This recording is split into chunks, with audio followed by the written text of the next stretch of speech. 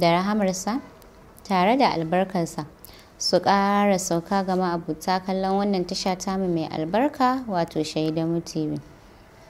Sunana Zainab Abdullahi. Insha Allah yau za mu yi magana ne akan yin salatin Annabi Muhammad sallallahu alaihi wa alihi wasallam a ranar Alhamis domin biyan bukatu. Duk wanda yake da wata bukata muhimmiya kuma wanda yake so Allah ta'ala ya biya masa cikin gaggawa, to bayan sallar asuba ta ranar Alhamis sai ya salati ga Annabi Muhammad sallallahu alaihi wa alihi wasallam kafa 1000, sannan sai ya faɗi bukatarsa. Insha Allah zai sami biyan bukata cikin gaggawa. Allah ta'ala zai biya masa bukatan nan cikin gaggawa.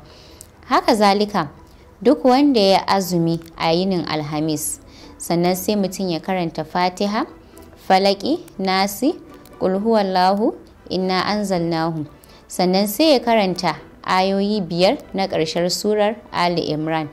Insha Allah, Allah ta'ala zai biya masa bukatunsa na alkhairi. Mujarrabi ne. Iya abin da nake tafe da shi kenan a daidai wannan lokacin. Ku kasance tare da ni wani lokacin domin jin me nake tafe da shi. Sannan kar ku manta, ku danna subscribe, sannan ku danna ƙararrawan sanarwa.